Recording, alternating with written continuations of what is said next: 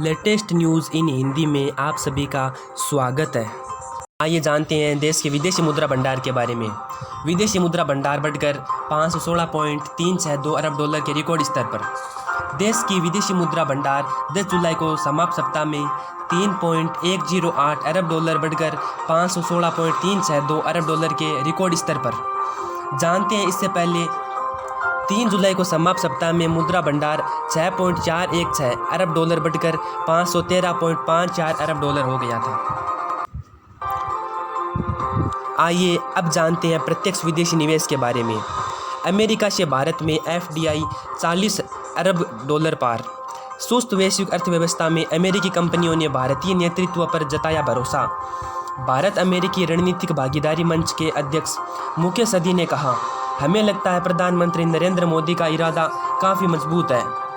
भारत में मैन्युफैक्चरिंग को प्रोत्साहित करने की कोशिश की जा रही है। मैंने इतना बेहतर कभी नहीं देखा। FDI प्रत्यक्ष विदेशी निवेश है, जो कि विदेशी कंपनी द्वारा भारत में किया गया प्रत्यक्ष निवेश है। अब जानते हैं कोरोना वैक्सीन ट्रायल के बारे में। पहले चरण में 100 पर वैक्सीन का ट्रायल। एम्स में परीक्षण को मिली मंजूरी।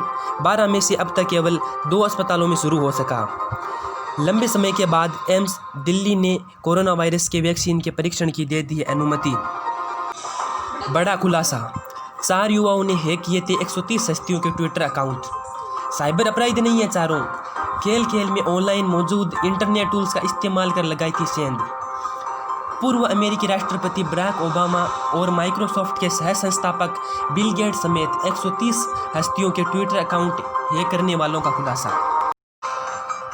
अब जानते हैं राजधानी के हाल। राजधानी में पेयजल बर्बाद करने पर 2000 रुपये जुर्माना। राजधानी में पीने के पानी की बर्बादी करने पर 2000 रुपये का जुर्माना भरना पड़ सकता है। अगर ये गलती बार बार दोहराई जाती है तो रोज़ 500 रुपये की दर से जुर्माना वसूला जाएगा। दिल्ली जल बोर्ड, राजस्व विभाग और सतर्कता विभाग के अधिकारी पेयजल सप्लाई के समय कॉलोनियों का औचक निरीक्षण कार्रवाई करेंगे।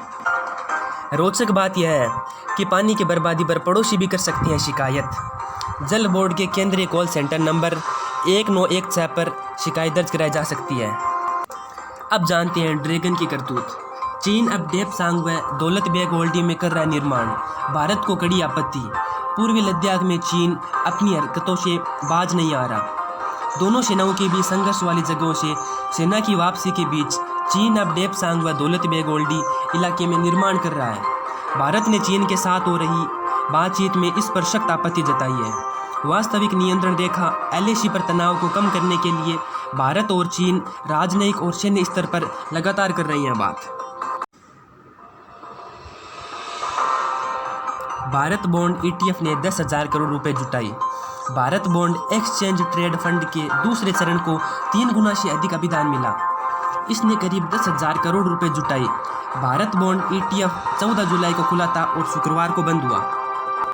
राष्ट्रीय पेंशन योजना से अप्रैल-जून तिमाही में 1.03 लाख नए सदस्य जुड़े।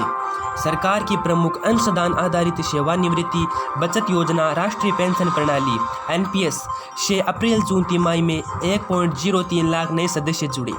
इस तरह NPS ने 30% की वृद्धि दर्ज की। 20 मिनट में हो जाएगी कोरोना की जांच। ऑस्ट्रेलिया की मोनासा यूनिवर्सिटी के शोधकर्ताओं ने ब्लड टेस्ट का ऐसा तरीका ईजाद किया है जिसमें मात्र 20 मिनट में कोरोना संक्रमण का पता लगाया जा सकता है। अब जानकारी खेल जगत की। डिविलियर्स की टीम ने जीता स्वर्ण। अनोखे मैच के नियम। 8 खिलाड़ियों की 3 टीमों के बीच 36 ओवर का एक मैच खेला गया। मैच में 18 ओवर के 2 हाफ हुए। कोरोना वायरस के बीच दक्षिण अफ्रीका में सॉलिडेरिटी कप के तहत खास तरह का मैच खेला गया। 36 ओवर के मैच में 3 टी प्रारूप के तहत 3 टीमें एक साथ खेली। वैज्ञानिकों का दावा, 6 तरह के होते हैं कोरोना वायरस। सभी के लक्षण अलग, लेकिन सिर में दर्द और गंध महसूस की शक्ति में कमी समान लक्षण।